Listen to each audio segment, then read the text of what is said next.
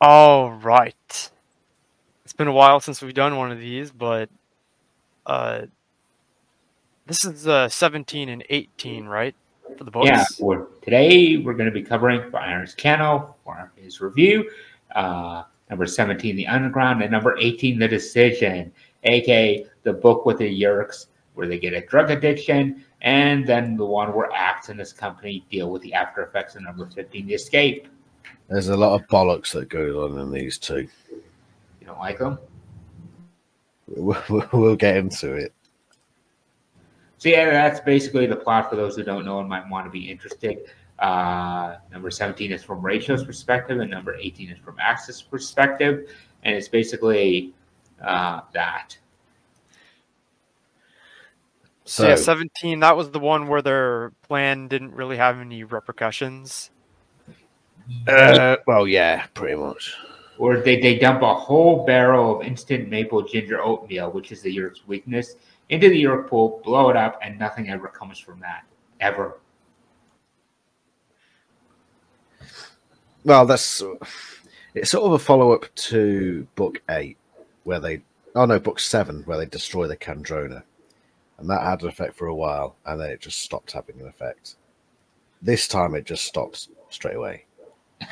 And it's... look, I'm just going to say it straight off. It's a terrible book, 17. I like the writing. I like the prose. I always like Hayes' prose, but there's a lot of little things that don't make sense. Like, I don't think Visser 3 is well versed enough in human social politics enough to understand that people would dismiss Edelman as a crazy man. I think he'd try to have him killed if he couldn't be controlled. You know what I mean? Yeah, exactly. And sorry if I don't remember some of this, because it's been so long, and also, some of my stress has kind of affected my memory. So, as you guys talk, more will come to my mind. Let's start from the beginning, shall we? They go to a big concert. Well, not so much a concert, but Planet Hollywood. Planet Hollywood, or whatever it was. At the yes, start. and a certain famous person shows up. Yeah. Oh, Leonard Nimoy. Arnold Schwarzenegger. Oh, that's it. Yeah, sorry, I always get those two mixed up. Yeah, and you'd think with all these celebrities in one place, they'd be prime recruitment for the Yerks. You know what I mean? Because they can use celebrity endorsements. Because after Jeremy Jason McCall, it's like, why wouldn't you want to get all these people and make them controllers? You know what I mean? So just because it failed once doesn't mean they couldn't try again, Thing is, they can't have Arnold Schwarzenegger be a Yerk because he's a real person. They can't put that in the book. Oh, by the way, Arnold Schwarzenegger, he's been a controller all this time. Plot twist. Actually, maybe they're all controlled. Get to the blade ship.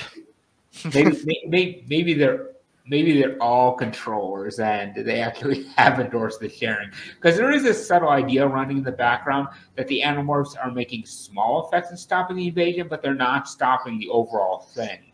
You know what I mean? So maybe they are all controllers. They have endorsed it.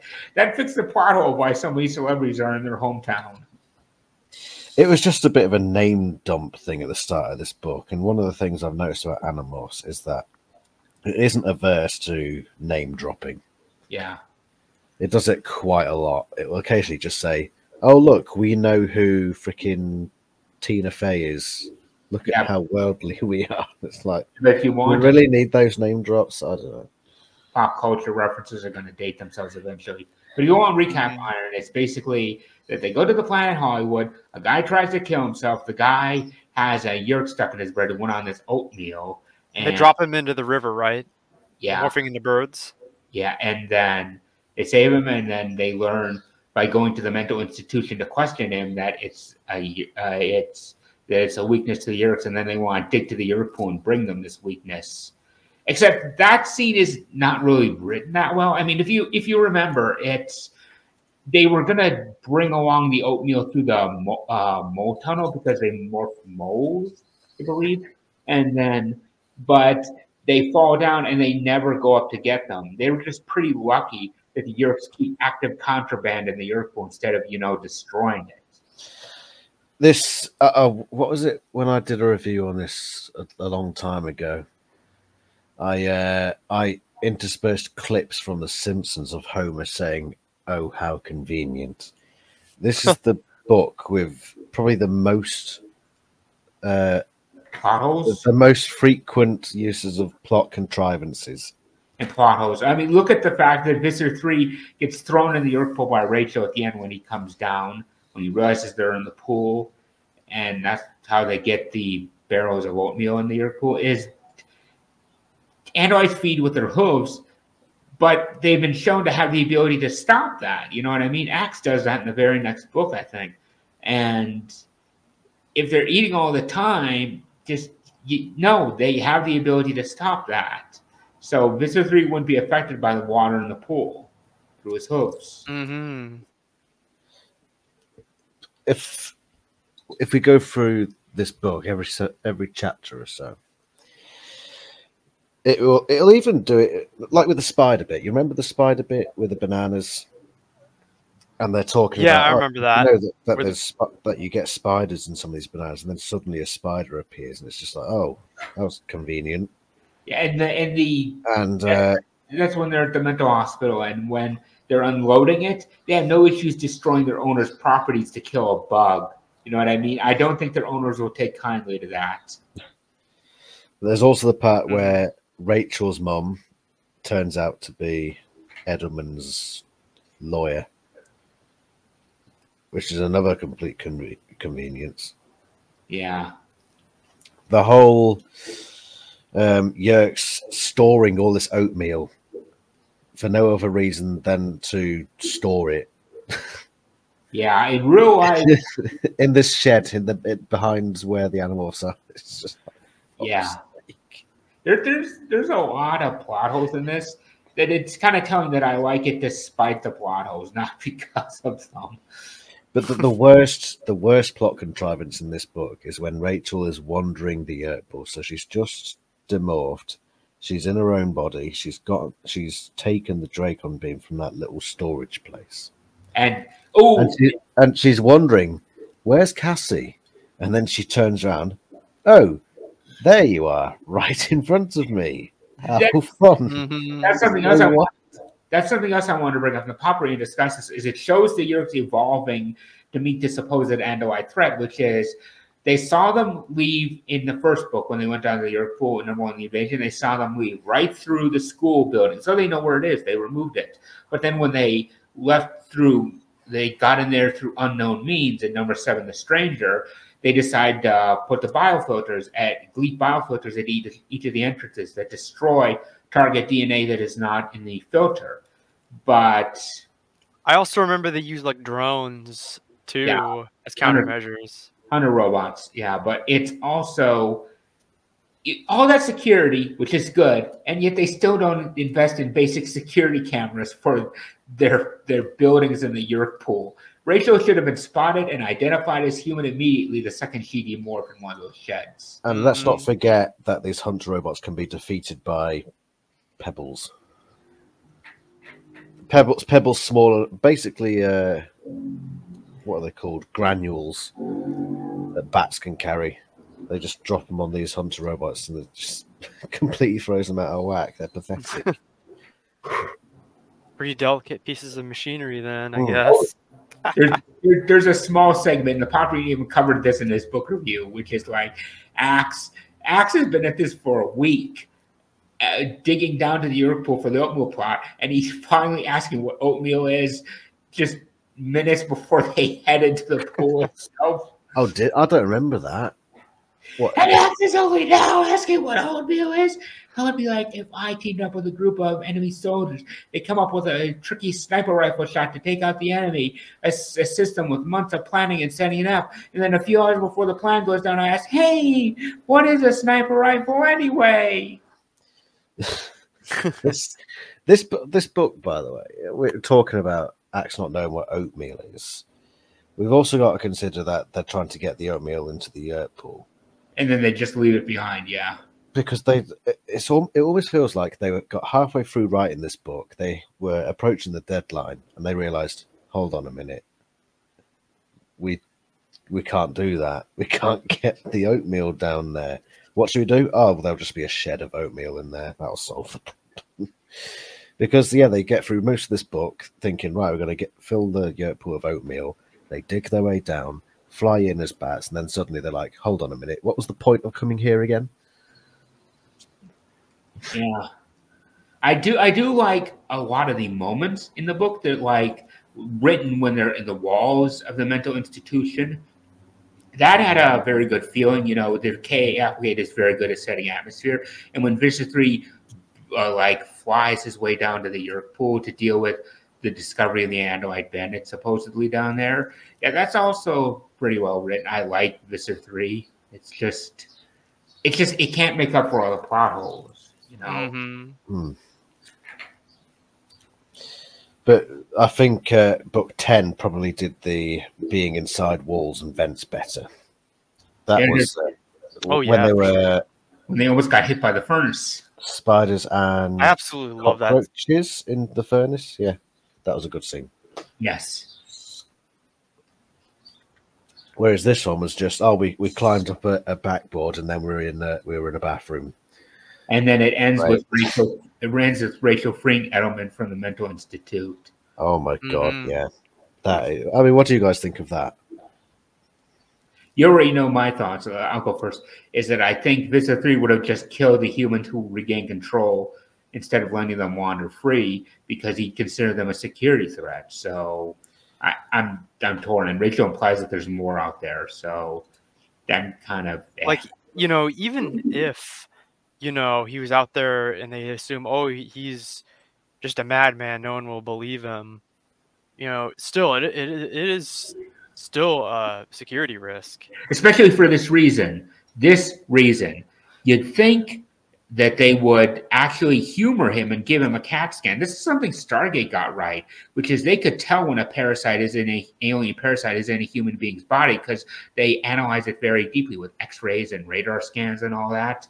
And wouldn't be that hard to verify. Yeah, they could do that in the Animorphs universe, see that there's an alien there, and be like, oh my god, he's telling the truth. And there you go. And Vista 3 just isn't killing them for that reason? What? They actually had those in the TV series. That the TV series did a bit better. I mean... Somehow. But now, what do you think? Because on the face of... sorry, it's bloody late at night. I'm getting my word. I sound like Joe Biden at the moment. What? At the end, Rachel frees Edelman from the Institute. She goes in as Grizzly Bear, knocks down the doors, and breaks this guy out of the Mental Institute. What are your thoughts on that action that she took?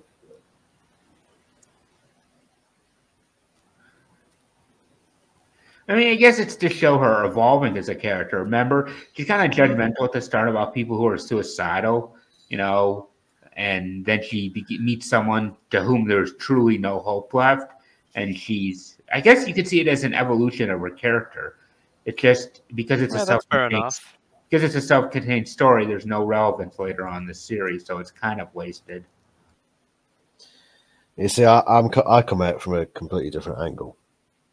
So when we first went to this mental institute, Jake gives them the order to do it in a very covert way, to not cause a fuss because there were mentally ill people in that hospital. So they didn't want to alarm anyone. They didn't want to cause any trauma to anyone in this place. They're all innocent people. And they go ahead and do that. And they talk to him and they don't annoy anybody else. And then we also know that Edelman's family put him in the mental institute. So the people closest to him wanted him to be there. It's a safe place for him. It may not be, perfect for him, but he clearly has issues. But he has a home there where he's taken care of. So go to the end of the book, and Rachel, as a grizzly bear, crashes into this mental institute, probably traumatizing a good number of mental health patients, to break a guy out of a mental health institute who has nowhere to go, whose family want him in there. He's going to be out on the streets or in the woods somewhere, unable to control himself because of this yoke in his head. That, to me, is a disgraceful act. Yeah, and they never, like I said, they never even. This is something Animorphs could bring out. They could bring up the fact that maybe they'll scan his head and discover the truth, because, you know, in the early series, if you remember, they kept wanting to warn the human race about the Yeerk invasion. Yet it's sometimes, likely after Axe joined the team and they get some of his anti-arrogance, you know, it's like at times they stop wanting to warn the world about the Yeerks, because the way it's kind of inconsistent. You know, the times they want to warn the world and times they don't. But if they could have discussed the possibility that the humans discover the truth through this, you would have a completely different dynamic for the book. I just think it's morally reprehensible. Yeah. And it's damn hypocritical considering what happens a few books down the line. Yeah. Because she's I'll see what that means. Indirectly disobeyed Jake's orders. To be fair, do something in a purely selfish way. To be fair, it's not the first time they defied Jake for selfish reasons. And that's kind of funny. You start on opening book shenanigans with Planet Hollywood, you end with ending book shenanigans, basically. The classic shenanigans. I just love that. Oh, but then, it's so bad. I hate this book so much. Yeah, I used to really love it. I loved it to death. But as I'm growing older, I can see a lot of the plot holes. And it just doesn't lead anywhere. Yeah. Out of all the... So I don't know if you know, Ian, that the first 24 books are written by the original authors. And then it goes into ghostwriting. Yeah.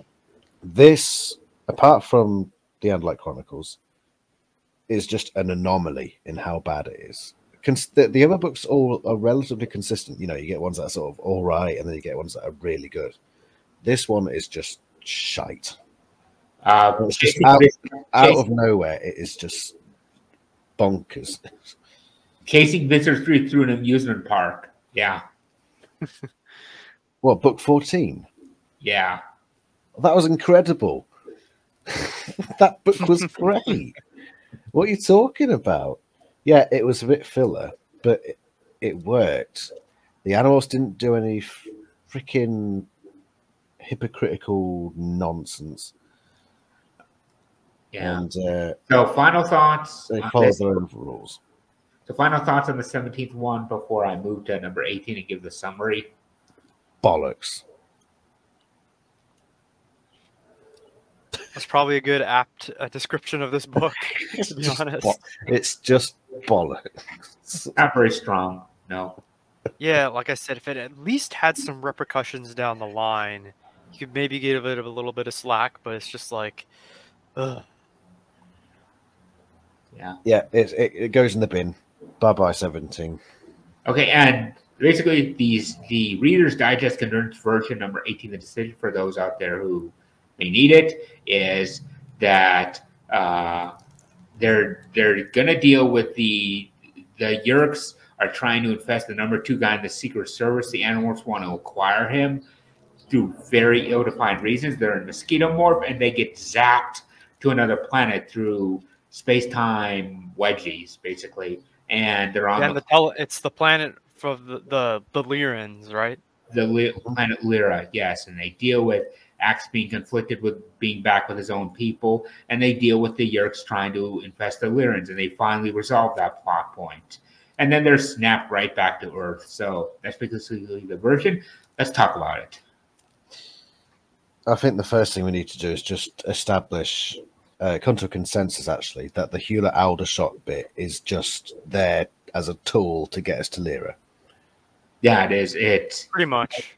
They're breaking their own established rules, morphing a sapient being, and they're doing it in a way that doesn't seem to make sense. You can acquire a morph in a morph.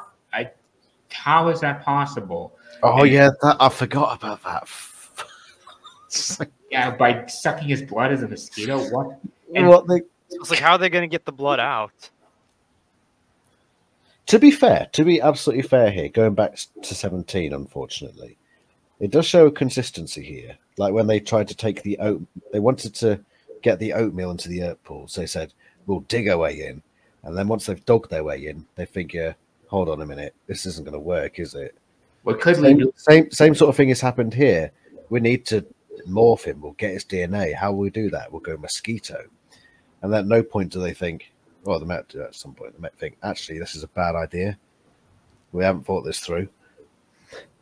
Yeah, but it's also, it could be an unintended side effect. They've been at this for so long that they're getting complacent. You know, they're getting a bit overconfident because they've been at this for a year and scored some major victories. Yeah, that comes down to Jake. That's Jake's fault, though, because he's the one who's supposed to be A-okaying these plans. And let's not ignore the opening book shenanigans. Axe wanders around unsupervised through a mall, eating his way through cinnamon buns and causes a scene with the paramedic. And the Animorphs are somehow okay with this. You know, they shoot out. I mean, it is funny. That is funny. It is nice where... to just indulge in that sort of Axe shenanigans occasionally. Is this where he went cinnamon buns? Ah. Yeah. Is it this one? How did we originally hear about Aldershot? Eric the Key came to deliver news to them. Oh, yes, fucking Eric. Eric. Oh, my God. He's such a twazzic. I'm so negative in this review today, but my God. Eric, what a knob. Yeah, well, I will say the stuff getting them to Lyra is a bit weak, but I actually like when they are on Lyra through the space-time. Man, it was really cool for them to go to another planet. Yeah, it was largely good, the Lyra stuff. Yeah. Especially where they actually, I mean, the stuff in the Askelin we'll talk about, I think. And Andor, from that point on, it's actually really quite good. They probably could have stretched out longer. Yeah. The basically they're betrayed as they come in for a landing with Android troops, and yeah, Axe concludes the captain is a traitor. We kind of never get a good reason why. You know, it happens all of a sudden. It's very possible that he might have. It has thematic resonance to try and cut into Axe's worldview about Android perfection and his conflict between humanity and his own people. So it does that well, but at the same time, it's, you know, it just, I would like a better defined reason for why he's a traitor. It's like, say in my garden, right, growing some lovely vegetables. And my mortal enemy is the slugs because they come up and eat the damn vegetables. What reason could the slugs give me for me to join their side in this debacle? What sort of deal could they offer me that I'd be like, yeah, sod those vegetables, actually. I'm joining the slugs now. There's nothing they can offer. Same thing here. What are the Yerks offering this Captain Samelin that he needs? Because the Andalites are a stronger force. The Yerk home planet is blockaded. The Yerks are basically just spread throughout the place doing God only knows what. What's Captain Samelin getting out of this? Nothing, surely. I like to imagine that the Paparinus theory that he picked up Alfangor's bitterness, because he did mention serving with him, after being thrown back kicking and screaming to the Andalite forces, kind of bled off onto him. That is a good fan theory. I haven't heard a convincing reason, unless he has been blackmailed for some reason or another. Like they've got the Yerks have got dirt on him for something. Yeah, politics is the same everywhere, so I could see that. Yeah, that's the only logical reason I think that you come up with. Now, of course, on my slugs analogy, you know, slugs aren't really capable of getting dirt on people. They don't. But the Yerks are really different in that regard. But yeah, I think that's the only sensible reason. But we never hear about him again. Yeah. Sorry to spoil it, Iron, but that's it. That's Captain Samelin's story done with this story. But it is meant to show that the Andalites, it's another chip in the idea that the Andalites, when they come into the series, are like these perfect saviors saving us against this pure evil. We've already seen chips in that simple binary, and we're going to see even more as time goes on. Ooh, But that's gonna be really cool. it's also possible that the captain really was just a controller, and he found good ways to hide it. Axe is wrong, maybe. The point is his conflict. The point isn't whether he's a controller or not. Yeah, we could be pretty sure he wasn't the controller. Yeah, I forget out. the reason why, but Axe does say something in there about. Axe basically says that the ship's sensors would have. He doesn't say the ship's sensors would detect, but he does say it would have been impossible to hide it on the ship. Which I'm like, really? I mean, yeah, because I can only compare them to naval ships. I just get the feeling that they're similar, but the aliens might be completely different. I don't know, but they live in less confined things because they like big open spaces. Mm-hmm. So I doubt he'll have like a little cupboard somewhere that nobody else can go in. I mean, maybe he does. I don't know. Maybe he hid it in the dome, a portable Kandrona. You never know. It wasn't a dome ship though. It was an assault ship. Yeah. Oh, I think you're right. The assault ship. Askelin. Interesting ship. I enjoyed it on there, but there is a lot of plot contrivances and plot holes, I think, that just bring it down a bit. Well, the actual main theme of this book, which is Axe's conflicted loyalty with his people, does work out well. Yeah. He goes back to his people, but then goes back to the Animorphs when he realizes he needs them against the captain. That bit I'm going to have to discuss. Whether you want to do it now. Do you want to do it now? Talk about the... Yeah, okay, we'll do it. So, the Animorphs are rescued from zero space, aren't they?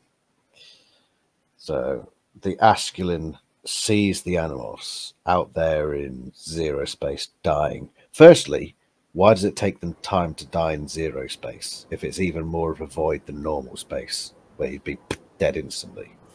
But that's just the Animorphs universe doing its thing. I mean, we all remember when Elfangor stepped out into the void of space wearing nothing but a helmet and was absolutely fine, but that's me rambling. That's just the authors not knowing how space works. Christ, where was I? God, this is what happens when I ramble. What was I talking about? We were talking about Axe going back to his own people a bit too quickly. Well, I mean, you could argue that he does that because he misses them so much, but Yeah, so they rescued the animals, and the animals are put into the medical bay. And they sit in this medical bay complaining because they've been given orders. Which is... it's batshit, honestly. Because the Asculin's entering an active war zone. They don't know who these humans are. I'm pretty sure that the Andalite crew basically say, who are these? What are these things? They don't really know what humans even are. I mean, I think Andalites are taught about humans. They learned about them in the 70s. Yes, that would make sense. Yeah, I haven't read the book for a while, but I got the impression that they didn't know what the humans were. But I could be wrong. Well, the doctor did remark on how they were unusual physiology, but he's a doctor. I don't think. Okay.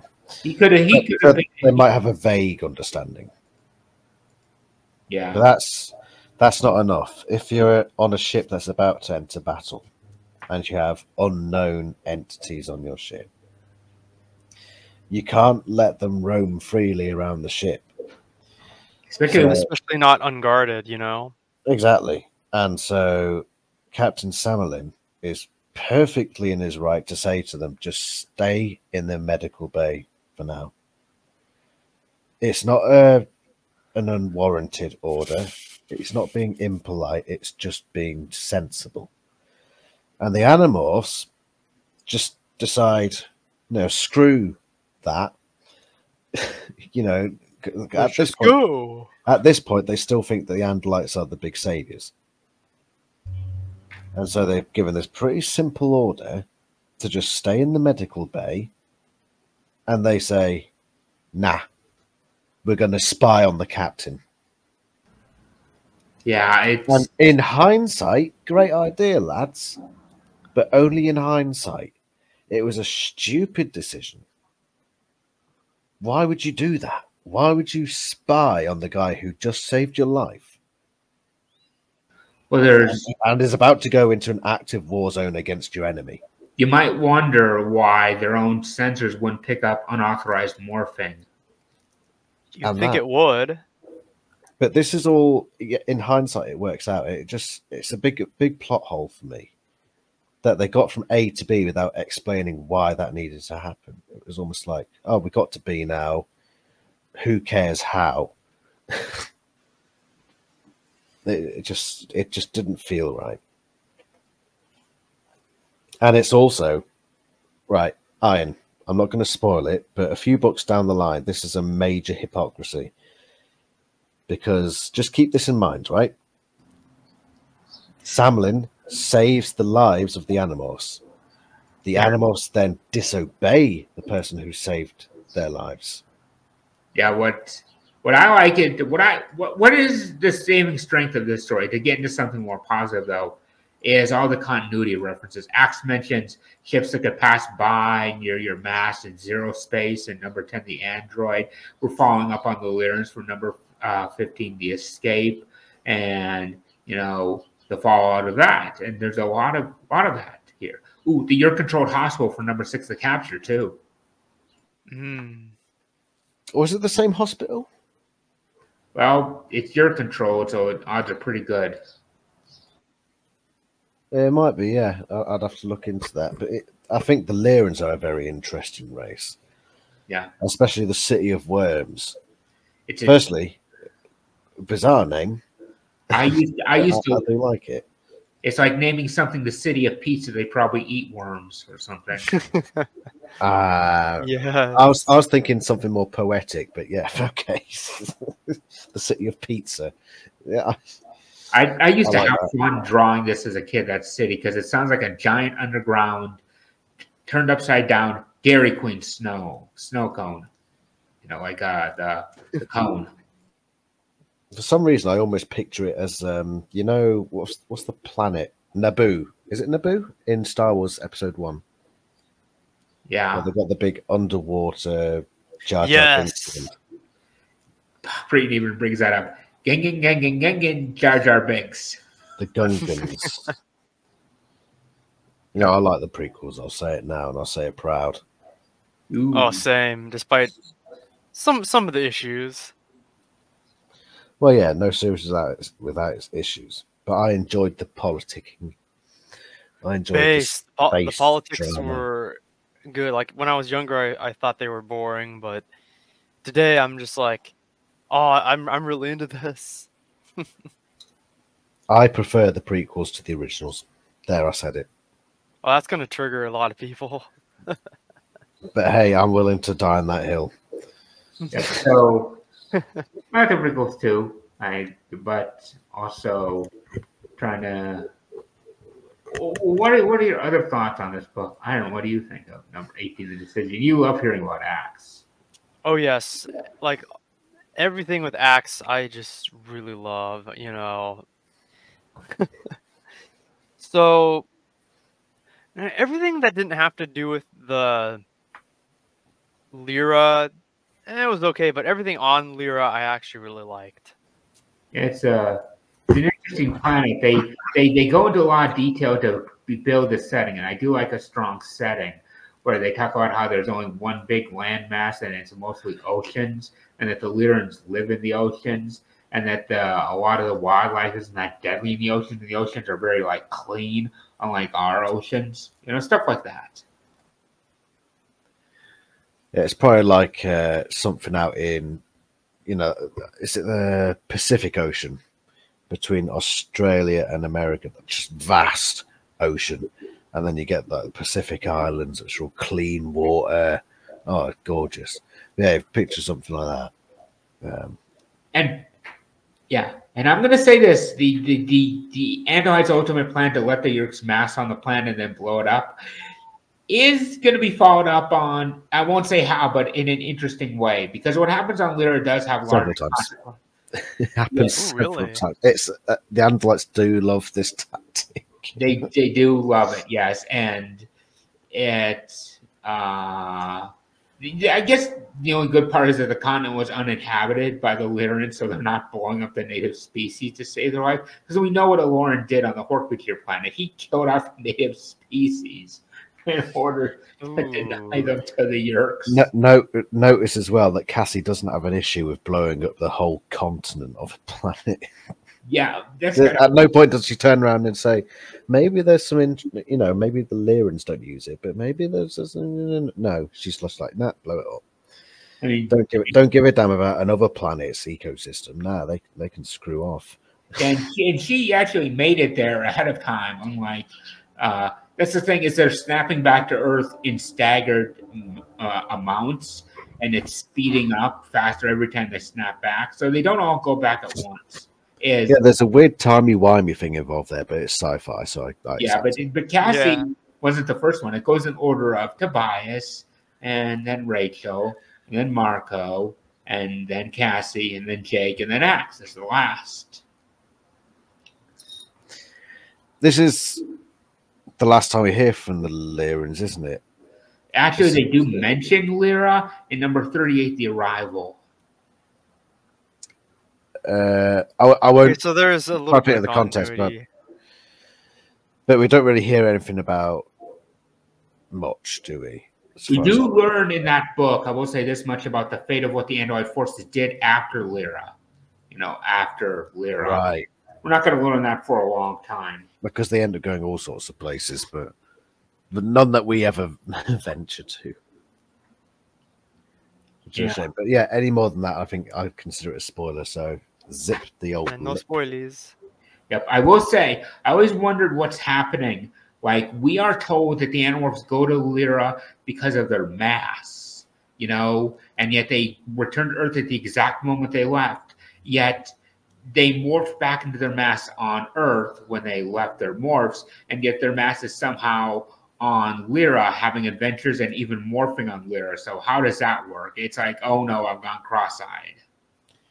It's sci-fi. Sometimes you just got to say, if it's sci-fi, there's probably just sci-fi reasoning behind it. Negative space wedgie. Yep. So anything else to say about this book? Yeah, other than the fact that there's all this environmental message in Animorphs, and yet they're happy to blow up a continent so long as it's on another planet. It just irks me a bit. Apart from that, I know I've been very negative today. Oh, and I never thought about that. Because I'm very, very tired. Yeah, it's annoying, isn't it? Once you realise it's all about save the environment. Oh shit, this other planet. Let's blow up the entire landmass. At first, you'd think it would pollute the oceans with debris and it wouldn't be so clean and pristine. Oh yeah, didn't they even bring that up in the book? They don't. Nope. Oh, that was something you mentioned. Yeah, it never gets brought up. Yeah, I mean, everyone's a hypocrite to a degree, so blowing up a continent is a bit of a degree, isn't it?